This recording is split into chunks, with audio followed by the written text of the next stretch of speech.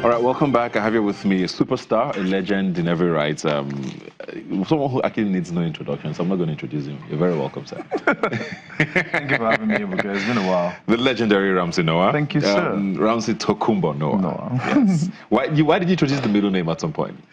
I was having difficulty getting my passport and being an origin of Nigerian. Like, okay, those names of yours are not like Nigerian. Are you sure you're one of us? I know, right? And I get that pretty often, because growing up, most times we always run away from our native names. Yeah. And I have a couple of native names I never got to use. I was thinking like, okay, you know, we're always looking at that foreign names, you know, that Jack or something, you know, always running away. And somewhere along the line, I'm glad I got the middle name. It was a long time ago anyway. And I'm glad I got the middle name and into my names. Originally, my first name is Ramsey anyways, because it's my father's name. Yeah. That's why I'm Ramsey Jr. and he's senior. But then now came the Tokumbo thing that has to do with importation of fairly used. Like, are you sure you're really? I say, not true, you know, you're not the original. Fairly used. How are you doing? How's Nollywood treating you these days? I mean, Nollywood is a completely different place from when you were young in the industry. There's a lot of, you know, things happening these days. The cinema culture is growing. Yeah. How are you finding it? There's a whole lot of dynamics going on in the industry right now, and it's tending towards, you know, not even finding the bearing, as a matter of fact, lack of structure and all of that. So we have this new emerging markets away from the typical DVDs that we started off with, VHS, that now grew to DVD and all of that. Back in the days, a whole lot of filmmakers, practitioners like our kinds, were like very passionate about what we did. We gave it our all in all. Today is more like on the surface. It's almost like a red carpet, like, you know, people just walking on the red carpet, like always very conscious about their looks rather than the art. So it's more given out to outlook than the depth of filmmaking. So you don't think there's a lot more, you think there was more depth in the past than there is now in the industry? Yeah. Really? Yeah. Is it with the quality of actors or what? I think everyone is just thinking about outlook. You know, they're just that eye candy thing that they see. So it's now all about the eye candy rather than, you know, the performance, the depth of performance, and, you know, the outlook of it all. So basically, I see more of good-looking people. Exactly. Now, good-looking pictures too. You know, like it's all about wanting to shoot about posh things or posh areas and posh cars and posh all of that. And we're not talking about the real situation in the country. For instance, now, why we're not even filming political issues about the herdsmen, you know, and political issues or even the village people and what they're suffering and what they're going through. Why is it just typical Bentley cars? Do you have this sort of conversations with these younger Nollywood practitioners? Do you have? It's not their fault. It's not. It's the determining factor is the market. Actually, it's what the people are looking for and what they hunger for. You know, they're just looking for, and everyone is thinking about, okay, you know, the quick way to, you know, wealth is just that jump it. You know, nobody wants to go through the, you know, every step. And social media has also sort of made that fuel. Exactly. Yeah. How has social media changed you though? Because I mean, when most of you started, it was more the tabloids at the time, you know, that you had to deal with. Yeah. But then it wasn't in your face as much as social media is now. Has that sort of changed your approach to? Because you seem quieter these days with especially your public life. Not that you ever public with your public life per se, but your private life. But you seem a lot more. You know, we don't hear so much about, you know, Ramsey Nouah is here, there. Is social media a reason why? Yes, very strongly. The social media is like almost like saying it's like another TV right in front of you. It's like TV camera, candid camera right in front of you. You can see every detail, every single detail. When you dig your nose, you can see it and all of that stuff. But it could be a good thing if you push up the right things. Well, if you do put up the right things, of course. I mean, it's got this, you know, this good side and its bad sides, you know. But however, I think, you know, when you give out too much, too many, you understand, you don't have any reservation. That means you don't have a life. You don't have you're not you. You're not who you are. You're not more who you're everybody's material. You get what I'm saying? So with that said, it tends to, also because of my family, I tend to want to keep my family, because I think it was more, it brings in a bit more sanity amongst us, you know, myself, my wife, and my kids, you know.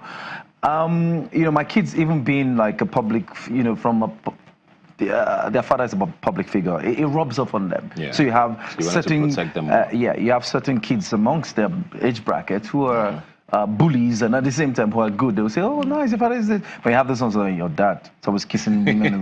Let's take a quick break. Sorry, all right, we'll come back and continue this conversation. Please don't go away. There's a lot more, of course, to unravel. Be right back.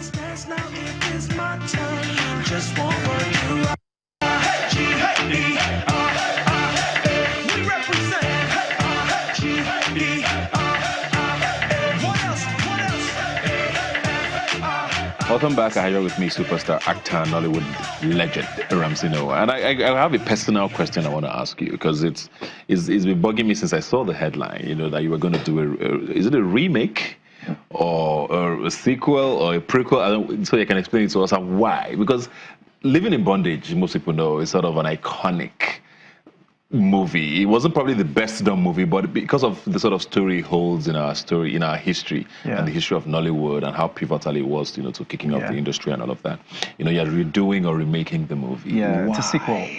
Oh, it's a sequel. Yeah. Okay. The reason being that we went back to history, and we're thinking about, okay, I think it's gotten to that point in time when it seems like we've saturated most of our storylines. So we're thinking about, okay, how do we revamp some of the old stories? And we thought about Living in Bondage, which was one of the first crossovers, you know, for Nollywood. And we weighed all the options, the followers, you know, the people who loved it, and how it was quite big all around Nigeria. And we thought, why don't we do that, you know? And we sat down. Myself and my partner, Charles Okpeleke, who owns Play Network, likewise, Steve Gukas, who's one of the big directors of Nigeria and everything, we all came together and decided that, okay, let's make a sequel. And then we walked towards it. We've been working on the story because it's kind of like very tricky. You're trying to like bridge the gap of the original like 2 or 3 generations. I know, exactly. 2 generations. Like, okay, so how do we bring in this new generation to understand what this movie was about? Is it going to be the same actors, or how does it work? We're still going to, of course, we're keeping most of the top actors there. You know, Are you going to be in it? Yes, I am. Interesting. It's a new... I'm actually a little nervous for you, because I mean, stories like that, when you want to touch it again, it has to be done properly. Exactly, it has to be done. We've been on it for almost 2 years. When are you looking at it coming out? We're hoping to do principal photography sometime in September, thereabouts. Okay. Yeah, we're meant to do it earlier, but because of certain things, we have 3 different locations. We have Owerri, Lagos, Abuja, and then South Africa. So certain things were not in place, and we had to take our time to put those things in place before we start. Yeah. Cool. All right. I want to something you mentioned earlier now, and I just wanted to, you know, expand on that and maybe sort of give you an opportunity to offer advice, because I don't know, you were talking about the fact that you see there's a lot of gloss now in the newer sort of generation of Nollywood, where there's a lot more emphasis on how you look as against the art of acting. Yes. How do you start changing that? You know, if you say the market is probably the reason why that's happening, how do you start changing that, or getting your colleagues to change that narrative? I think there's need for more infusion of the art itself, like the performance of the art now. We've been wanting to have that glossy outlook technically. Yeah. We're gradually getting there. We're almost there. Just in the story. But there's the disconnect between you know, the picture and the performance. There's a disconnect, and there's need to find that connect, you know, and that's the work of a director. Major load of that falls on a director to know that, okay, because I have all the equipments to shoot cranes, dollies, tracks, and drones, does not mean I can put them to use when there's no need for it and all of that. You know, there has to be need for, you know, the camera talks. The camera better direction. Yeah, better direction. Exactly. What else are you working on quickly before we go? I'm working on like, Living in Bondage. I'm directing that. I'm also acting in it. I'm also working on this TV series that'll be coming up pretty soon. Yeah, and that's where I am at the moment with all of that. Okay. Thank you very much, Ramsey. Unfortunately, we don't have enough time. I know. Looking forward to the Living in Bondage. Looking forward to seeing you living in Bondage too. Yeah, we're talking about you too. Yeah, that would be interesting. Yeah, that would be very interesting. We're gonna have Ibuka in Bondage. I didn't say that. He said that. He's gonna be one of those evil guys with the hood. Thanks for joining us, Ramsey. Like I always say, you can follow the conversation on Twitter. YNigerTV is the handle. The hashtag to follow is Rubbin Minds. You can also visit the website YNiger.tv. Thanks for joining us. I'll see you next Sunday.